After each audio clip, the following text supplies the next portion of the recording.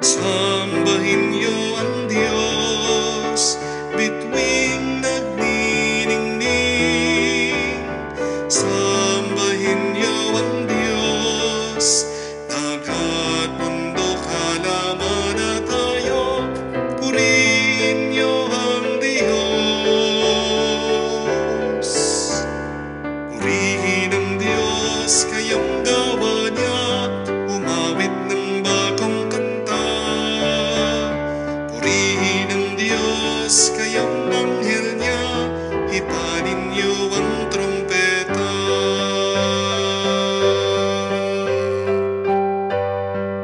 Sa ngalan ng Ama, ng Anak, at ng Espiritu Santo. Amen. Sumainyo ang Panginoon. At sumayo rin. Mga kapatid, ngayong araw ating pinagdiriwang ang banal na kapistahan ni Padre Pio.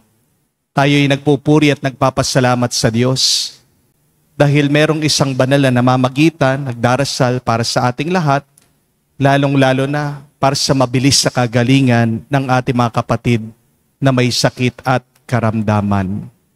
Huwag tayong magkakamali na isipin na ang sakit ay nararamdaman lang sa ating mga katawan.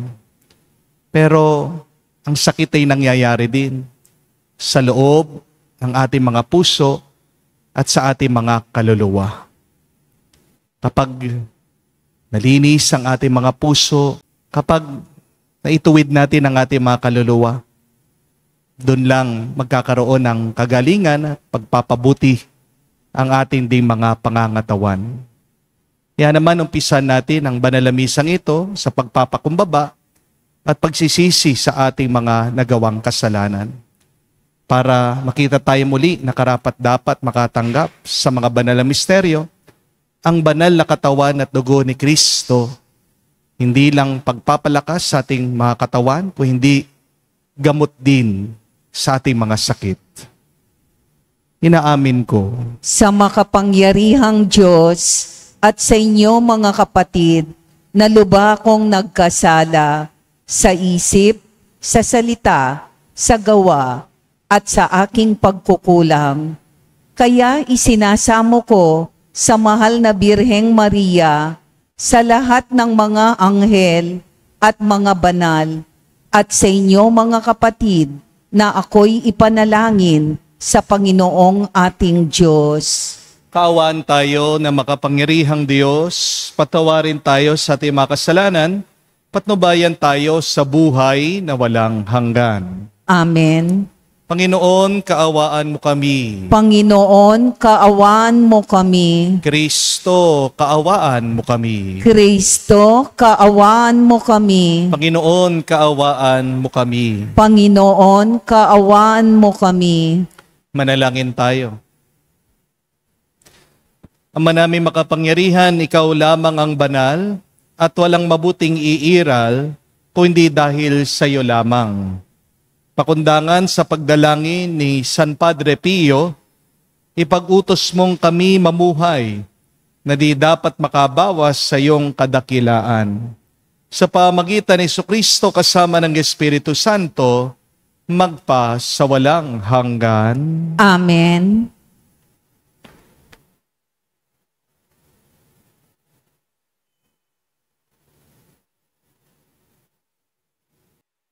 Pagbasa mula sa aklat ni Esdras.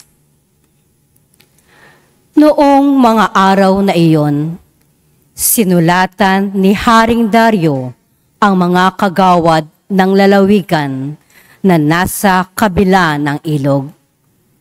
Sinabi niya, ipauubaya nila sa mga tagapamahalang Hudyo at sa kanilang matatanda ang pagpapaayos ng templo.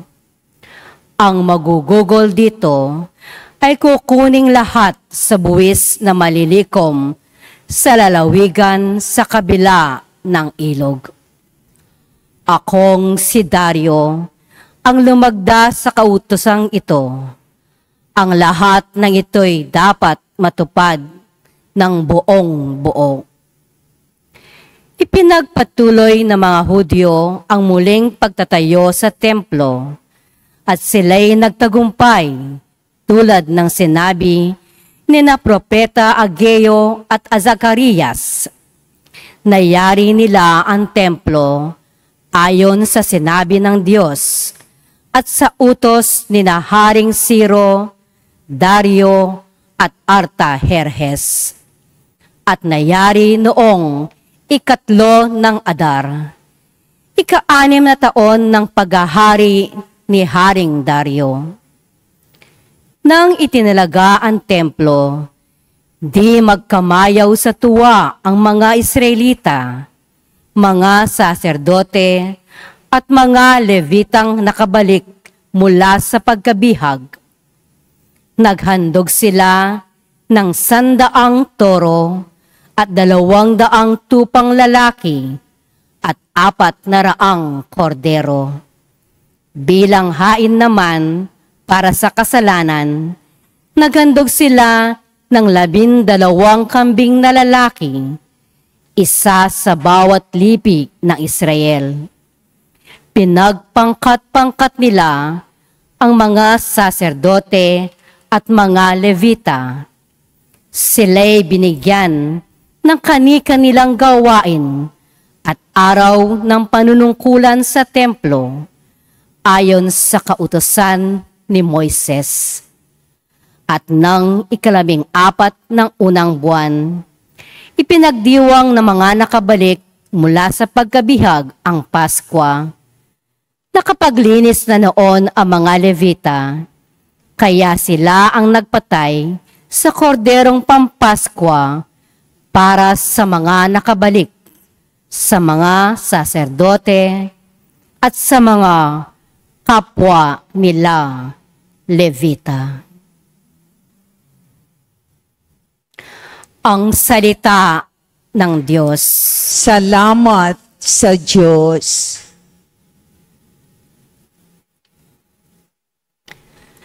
Masaya tayong papasok sa tahanan ng poong Diyos. Masaya tayong papasok sa tahanan ng poong Diyos. Ako'y nagalak sa sabing ganito, sa bahay ng poon ay pumasok tayo. Sama-sama kami matapos sapitin ang pintuang lungsod nitong Jerusalem. Masaya tayong papasok sa tahanan ng poong Diyos.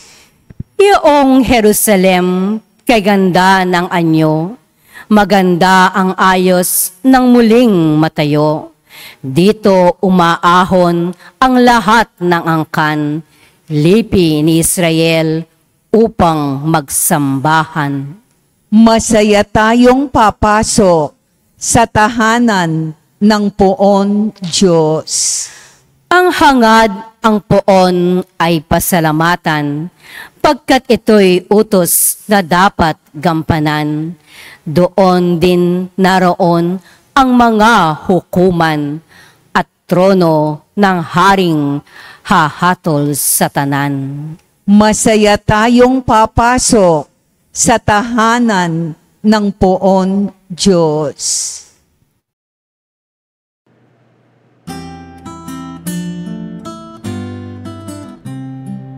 Alleluia, alleluia, alleluia, alleluia, alleluia, alleluia, alleluia, alleluia, alleluia, alleluia, alleluia, alleluia. Mapalad ang sumusunod sa salitang buhat sa Diyos at namumuhay ng angkop. Aleluya, aleluya. Sumainyo ang Panginoon. At sumayo rin, Ang mabuting balita ng Panginoon ayon kay San Lucas. papuri sa iyo, Panginoon. Nung panong yun, dumating ang ina at mga kapatid ni Jesus.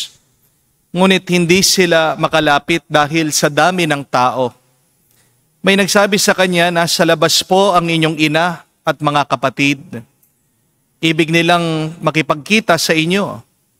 Ngunit sinabi ni Jesus, ang mga nakikinig sa salita ng Diyos at tumutupad nito, ang siya kong ina at mga kapatid. Mga kapatid, ang mabuting balita ng ating Panginoon. Pinupuri ka namin, Panginoong Hesukristo. Magandang araw po muli sa inyong lahat. Isang katotohanan po ng ating buhay ay kahit na anong gawin natin, tayong lahat ay magkakasakit. Amen? No matter what you do, eventually you will get sick. Sickness is part of our life and humanity. Meron nga pong isang kwento tungkol sa isang mister. Palagi po siyang pinapagalitan ng kanyang misis dahil napakahilig po niyang kumain ng karne. Ito pong kanyang asawa, tong babae, sinesermonan siya palagi. Sabi, agad kang mamamatay dyan.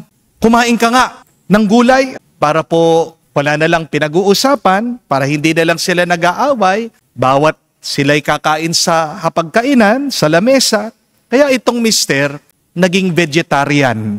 Puro gulay na lang po yung kanyang kinakain. For 25 years, tiniis po nitong lalaki na palaging gulay, palaging vegetable, yung kanyang pagkain. Hanggang isang araw, may naramdaman po itong lalaki. Sumasakit yung kanyang tiyan.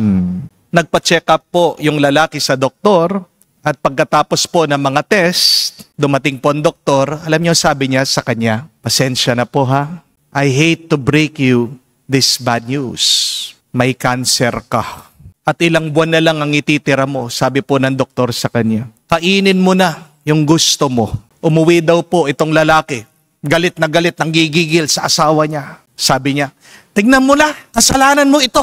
For 25 years, wala akong ibang kinakain. Puro na lang gulay, puro na lang dahon. Tingnan mo, ako pa nagka-cancer. Bayaan mo ako. Kakainin ko na yung gusto ko. At least bago man ako mamatay, mag-enjoy ako. Wala pong imik yung misis. Walang magawa. Yun, puro karne. 3 times a day. Almusal, tanghalian, apunan. Alam niyo po kung ano yung nangyari? Susunod, yung lalaki, hindi naman talaga namatay. Humaba pa yung buhay. Nauna pang namatay yung doktor niya sa kanya. Ha? Ano ang punto, mga kapatid? Kahit na anong ingat na gawin mo, magkakasakit at magkakasakit ka. You can never free yourself from sickness in this life. Hindi natin maiiwasan ang sakit sa ating buhay dahil parte yan talaga ng pagiging tao. Di po ba? Pero ang mabuting balita ito. Kung tayo'y nagkakasakit, maaari naman tayong gumaling at bumuti. Kung magkakasakit ka, hindi naman nagtatagal ang sakit na yan. No pain is permanent. And some sickness can be healed. If you believe that nothing is impossible with God. Amen? Many times when we talk about healing, we usually think about physical, bodily healing. Pero kung titignan niyo po ang buhay ni Padre Pio, makikita niyo po dyan ng tunay na kagalingan ay hindi lang pang katawan. Ang tunay na kagalingan, hindi lang po physical. Healing can also be emotional and spiritual. And here are 3 reminders that I want you to remember, my dear friends, if you want to be healed quickly.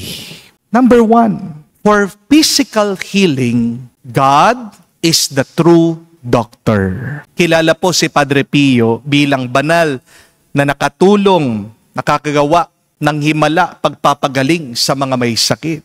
He was known as a miracle worker. Napaka-imposible. Stage 4 cancer, pero dahil sa kanyang blessing, ang daming mga tao na nananalangin sa kanya, gumaling, nawala ang cancer. And there is this one story about a mother who brought her sick child to Padre Pio. Benendisyonan daw po ni Padre Pio yung bata. at nakabawi ito pong batang may sakit. But Padre Pio would always say this. He said, I can do nothing because it is God who does everything. Kinikilala po ni Padre Pio yon. Hindi naman siya talaga nagpapagaling kung hindi ang Diyos. Amen? Ang trabaho po ng doktor ay tulungan lang yung may sakit para siya'y gumaling. Hindi talaga yung doktor yung nagpapagaling doon sa may sakit. Kasi hindi naman lahat ng mga pasyente ng mga doktor gumaling. Meron din po mga namatay. Hindi po ba? Hindi lahat ng mga gamot na pinapainom ng doktor epektibo. Because we are reminded it is not the doctor, it is not the medicine that heals the person. Ultimately, it is God. Pero po mga tao na hindi man sila uminom ng gamot, hindi man sila nagpatingin sa doktor, gumaling. Meron pong mga ibang doktor ang magte-testify na wala man silang ginawa, nagtataka sila bakit nawala yung bukol sa katawan ng tao, nawala yung tumor sa utak. Because it is God who heals us. It is written in the Bible. It is God who binds up wounds. But we have to understand also that God is more than a doctor. Because Jesus, our Lord, the Son of God, though He was a divine healer, He presented Himself as a food for our lives. Diba? Kailangan din naman ng sustansya ng iyong katawan para yan ay gumaling. At ang pinakasustansya ng ating buhay ay matatagpuan natin sa banal na misa, ang katawan at dugo ni Kristo. Si Padre Pio po, nagkaroon ng stigmata nung siya'y buhay.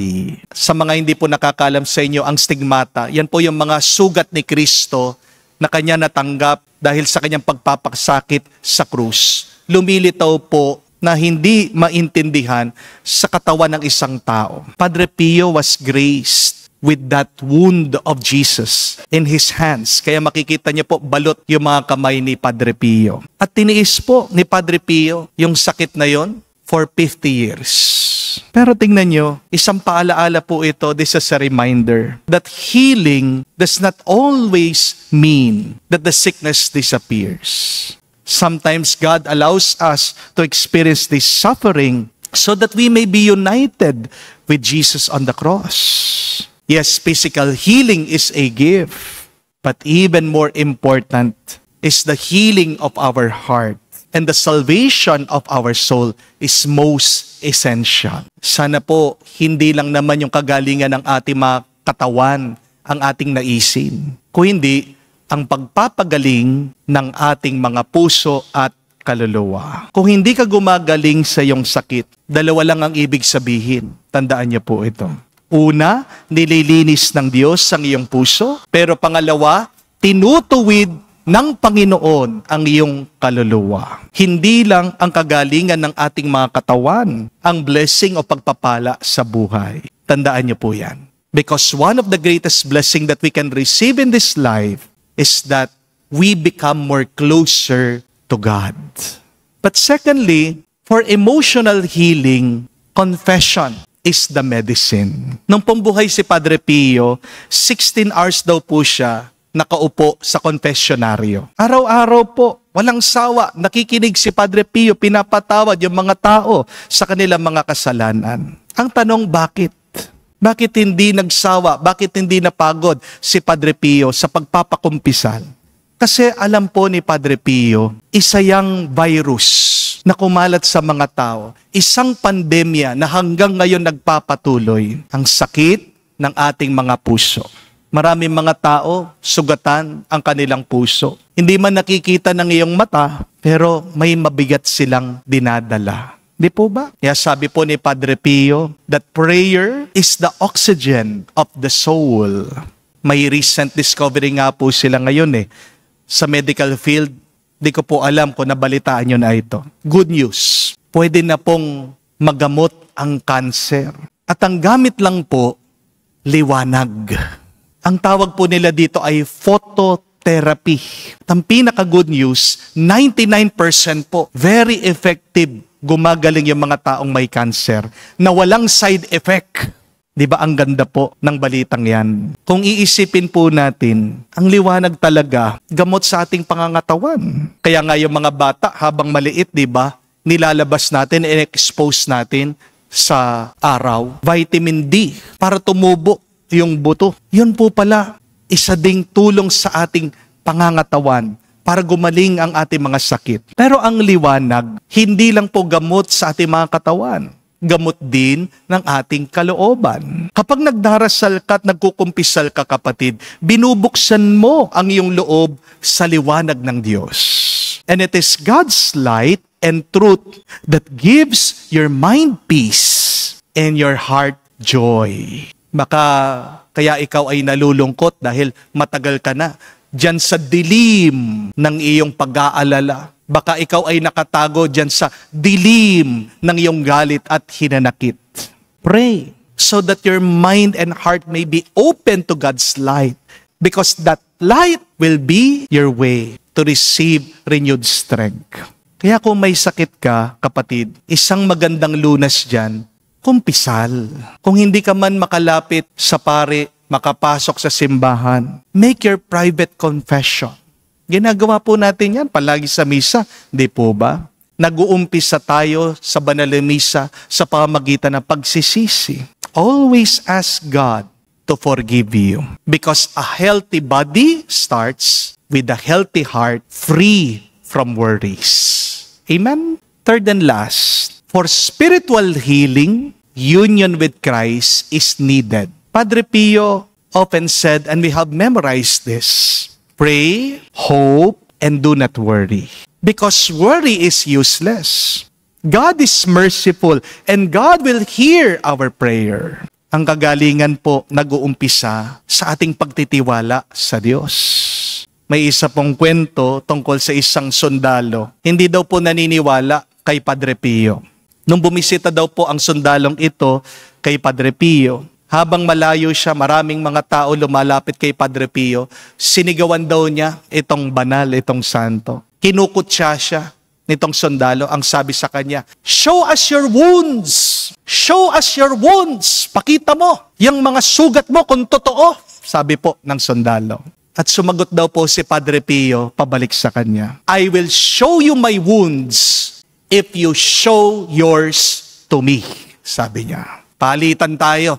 Papakita ko ang sugat ko sa iyo, pakita mo ang sugat ng puso mo sa akin. Ibig sabihin, magkumpisal ka muna. At ito pong sundalong ito, pumasok sa kompesyonaryo, umiyak, humagulgol, nag-breakdown. Ang dami po pala niyang tinatago sa kanyang puso. Ang dami pala niyang kasalanan na hindi masabi-sabi. At pagkatapos po, nag-confess itong lalaki, nagbagong buhay siya. Kaya po sikat si Padre Pio hanggang ngayon, kasi hindi lang po yung mga may sakit ang gumagaling. Marami din po mga tao ang nagbabalik loob sa Diyos sa pamamagitan niya. Kaya kung malapit na malapit ka sa Diyos, doon ka lalayo sa kasalanan. Kung malapit na malapit ka sa Diyos, diyan din gagaling ang iyong kaluluwa.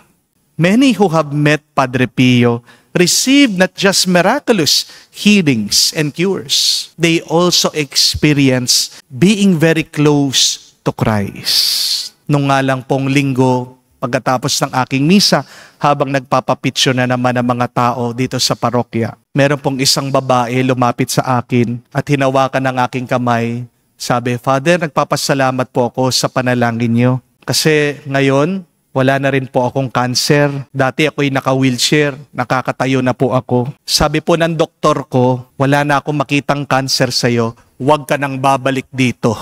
Isa po sa mga pinakamasarap na pwedeng marinig mo sa doktor yon, no? Yung sabihan kang, huwag ka nang babalik dito, ha? Ibig sabihin, magaling ka na. Huwag ka nang babalik doon sa mga nakaugalian mo. Huwag mo nang hahayaan na magkasakit ang iyong katawan. Pero para maranasan natin ang kagalingan ng ating hinihiling, tandaan po natin, hindi lang po gamot ang nagpapagaling sa atin. 3. Una, ang Diyos, ang banal na doktor, si Jesus, ang sustansya ng ating buhay. Pero pangalawa, ang kumpisal ay pinakamabisang pagpapagaling at gamot ng ating mga puso. At pangatlo, ang ating pakikisa kay Kristo ay napakahalaga para lumaya, gumaan ang ating mga kaluluwa. Kung nabibigatan ka sa iyong sakit, tandaan mo kapatid, ang habilin ni Padre Pio. Huwag mong kakalimutan to always pray, hope, and do not worry.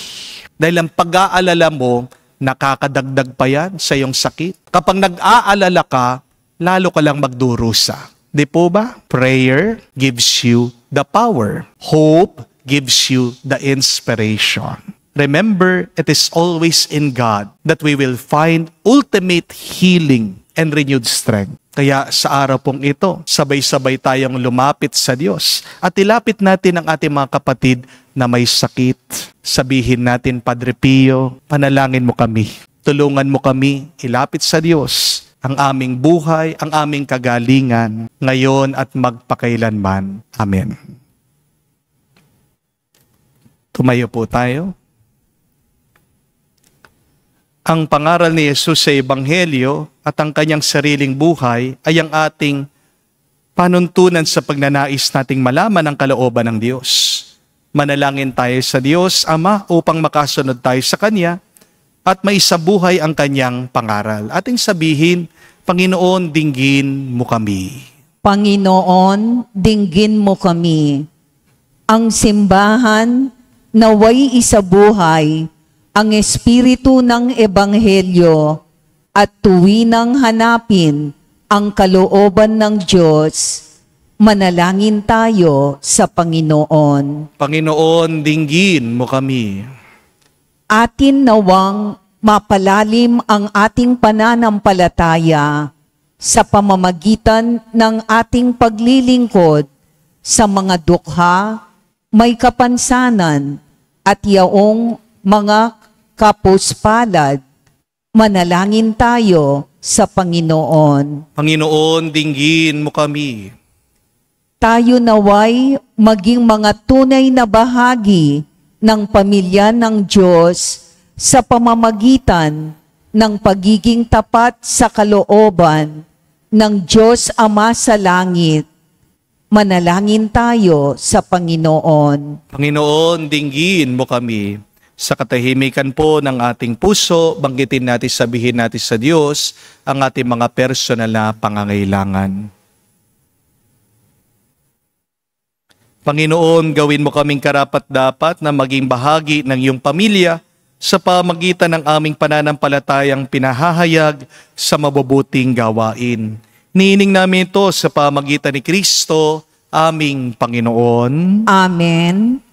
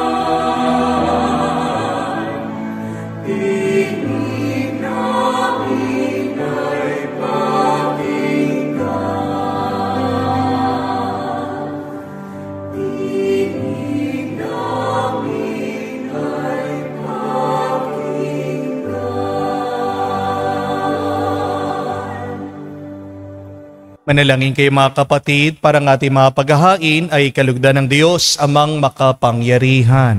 Tanggapin nawa ng Panginoon itong paghahain sa iyong mga kamay at sa kapurihan niya at karangalan at sa ating kapakinabangan at sa buong sambayanan niyang banal. Ama naming lumika, ipagkaloob mo ang aming mapagkumbabang paglilingkod, ay kalugdan mo sa kararangal ng mga banal mong kinalulugod, at ikadadalisay ng aming katauhan at loob. Sa pamagitan ni Jesucristo, kasama ng Espiritu Santo, magpa sa walang hanggan. Amen. Sumainyo ang Panginoon. At sumayo rin, Itaas sa Diyos sa inyong mga puso at diwa. itinaas na namin sa Panginoon. Pasalamatan natin ang Panginoong ating Diyos. Marapat na siya ay pasalamatan. Ama naming makapangyarihan, tunay nga marapat ikaw ang aming pasalamatan. Sa pagpaparangal ng iyong kabutihay, lagi mong pinapaalingaw-ngaw sa iyong sambayanan, sa pagkakaroon ng mga kaanib na maasahan at tapat tulad mo sa pananagutan upang magbunga ang punyagi ng iyong anak na nasa iyong pag-ibig kami makatulad. Ang mga banal na taong tumutulong sa lahat ay pagbibigay halimbawa, panalangin wagas. Kaya kaisa ng mga anghel nagsisiawit ng papuri sa iyo. Nang walang humpay sa kalangitan, kami nagbubunyi sa iyong kadakilaan.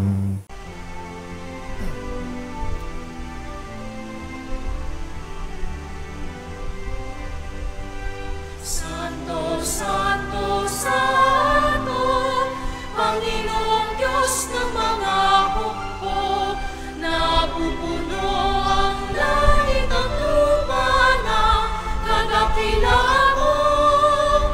Hosana, Hosana, sa kaitaasan, pinagpala ang naparirito sa ngalan ng Panginoon. Hosana, Hosana, sa kaitaasan. Hosana, Hosana, sa kaitaasan. Ama naming banal, ikaw ang bukal ng tanang kabanalan. Kaya't sa pamagitan ng iyong Espiritu, gawin mong banal ang mga kaloob na ito, upang para sa amin, maging katawan at tugo ng aming Panginoong Heso Kristo. Bago niya pinagtiis ang kusang loob na maging handog, hinawakan niyang tinapay, pinasalamatan kanya. Pinaghati-hati niya iyon, inabot sa kanya malagad at sinabi, "Tanggapin ninyong lahat ito at kanin. Itong aking katawan na ihahandog para sa inyo."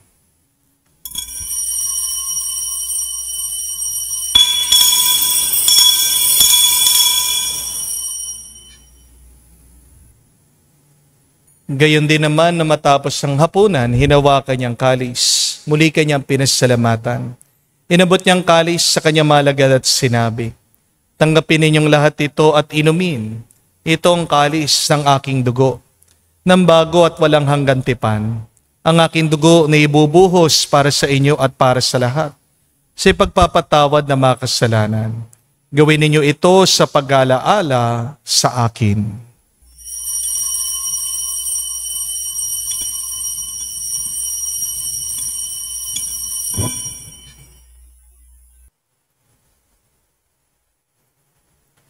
Ang misteryo ng pananampalataya.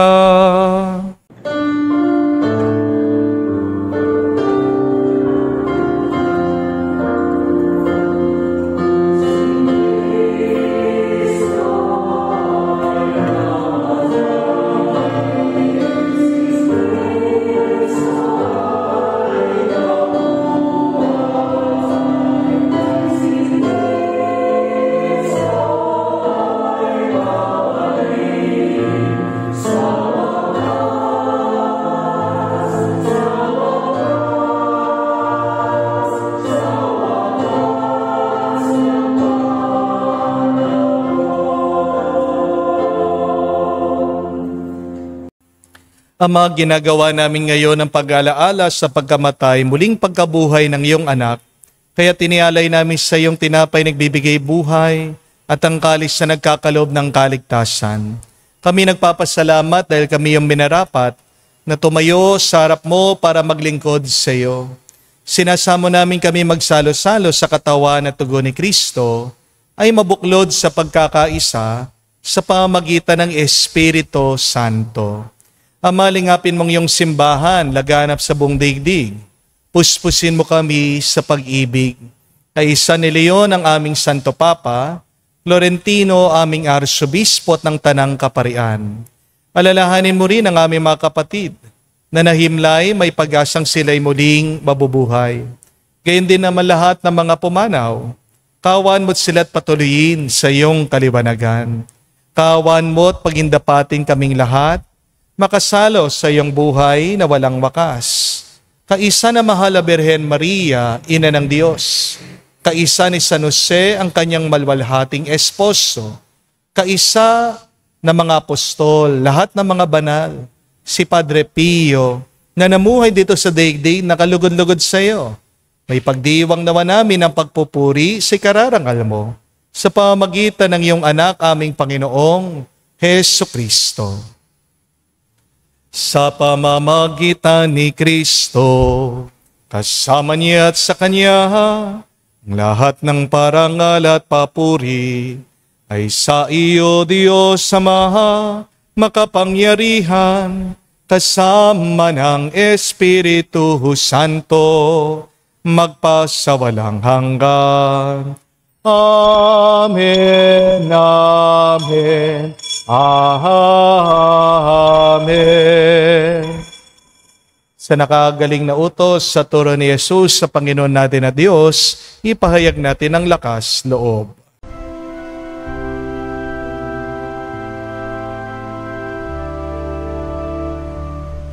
Ama namin, sumasalangit ka, sambahin ang ngalan mo, mapasa amin ang kaharian mo, sundin ang loob mo dito sa lupa, para nang sa langit. Bigyan mo kami ngayon ng aming kakanin sa araw-araw, at patawarin mo kami sa aming mga sala, para ng pagpapatawad namin sa nagkakasala sa amin. At huwag mo kami ipahintulot sa tukso, at iadya mo kami sa lahat ng masama. Hinihiling namin kami, Adya, sa lahat na masama, pagkalooban ng kapayapaan araw-araw. Ligtas sa kasalanan, ilayo sa lahat ng kapahamakan, samantalang aming pinanabikan ang dakilang araw ng pagpapahayag ng tagapagligtas naming si Hesu Kristo. Sapagkat iyo ang kaharian at ang kapangyarihan at ang kapurihan magpakailanman. Amen. Panginoong Hesu Kristo, sinabi mo sa mga apostol, kapayapaan ang iniiwan ko sa inyo, ang aking kapayapaan binibigay ko sa inyo. Tungayan mo ang aming pananampalataya at huwag ang aming pagkakasala. Pagkalooban mo kami ng kapayapaan at pagkakaisa ayon sa iyong kalooban. Kasama ng Espiritu Santo, magpa sa walang hanggan. Amen. Kapayapaan ng Panginoon ay laging sumainyo. At sumayo rin. Magbigayan po tayo ng kapayapaan sa bawat isa. Peace with you po. Kapayapaan po sa inyong lahat.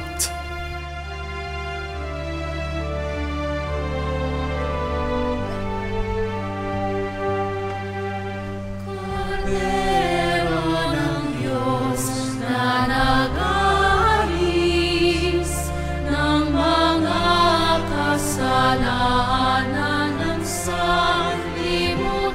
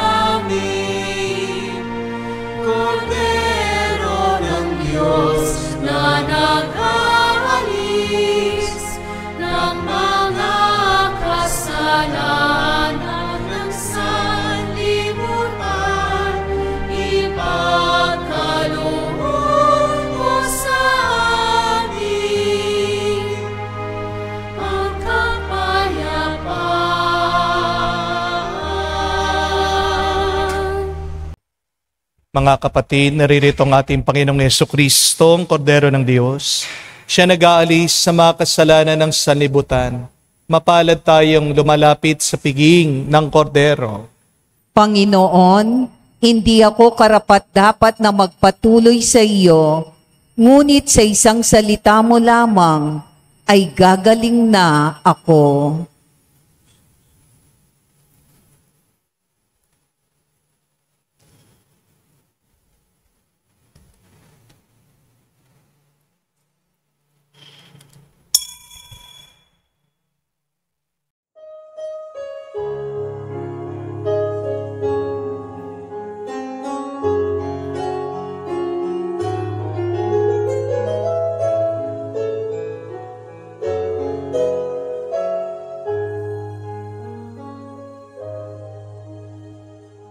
Stay with me, Lord, that I may never forget you.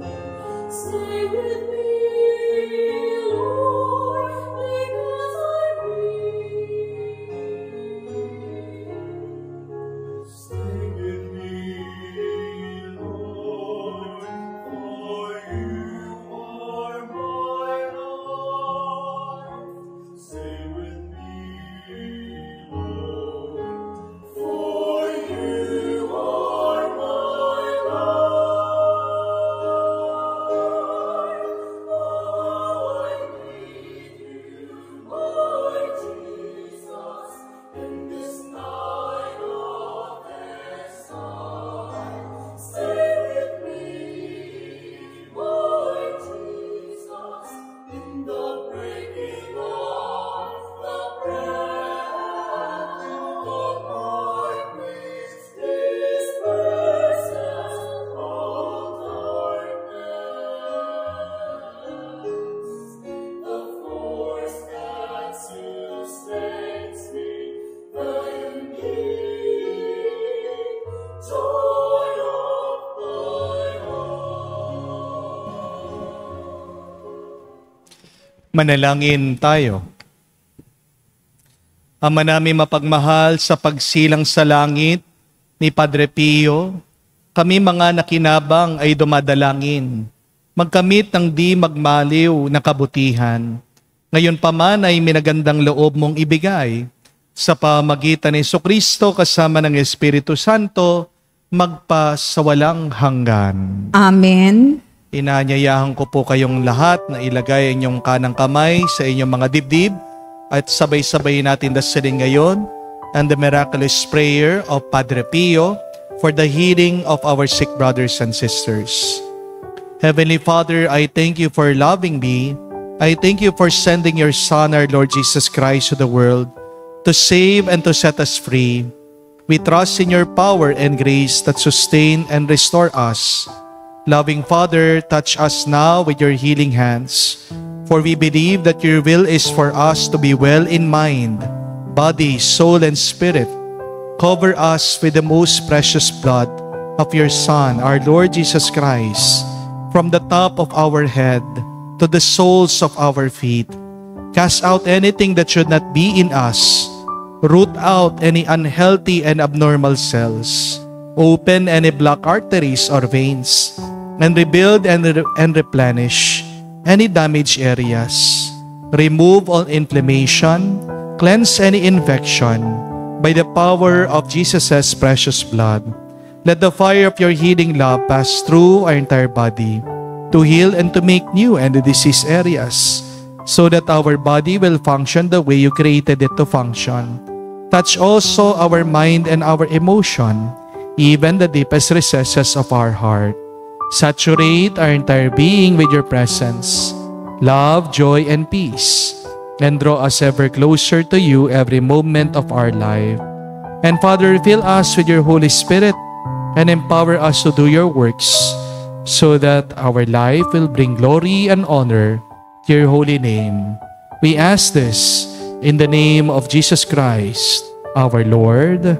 Amen. We also ask for the intercession of our Blessed Mother Mary.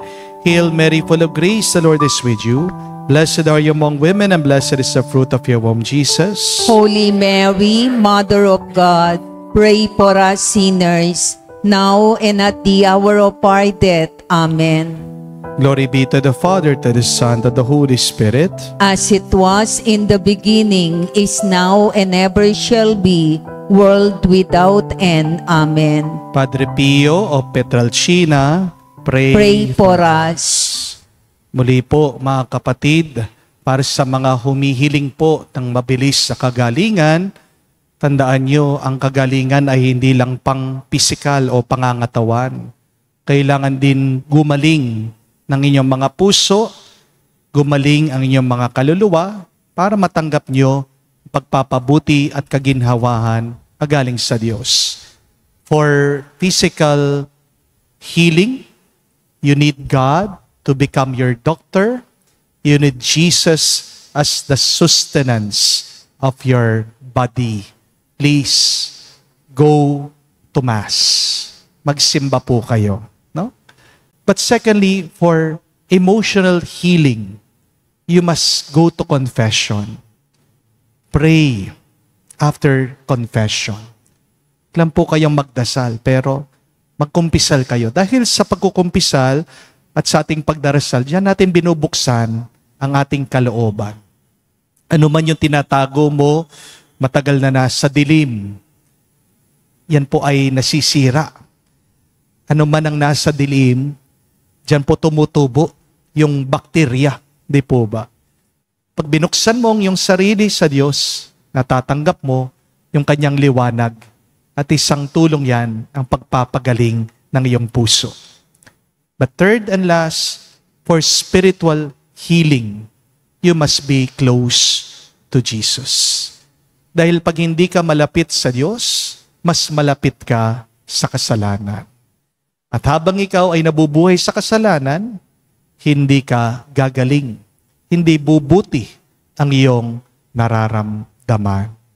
Kaya nga po mga kapatid, para sa ating assignment ngayon, kung kayo man po ay magsisimba, please, isama din niyo po sa inyong intention yung mga kapatid nating may sakit.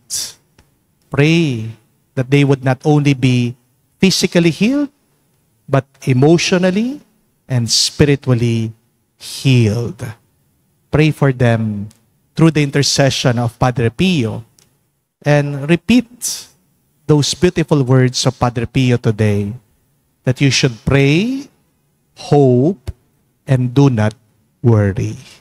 Sumayin niyo ang Panginoon. At sumayo rin. At kayo basbasan ng Diyos, makapangyarihan sa lahat, sa ngalan ng Ama, ng Anak, ng Espiritu Santo. Amen. Ang ating misa'y natapos na, humayo kayo sa kapayapaan ni Kristo. Salamat sa Diyos.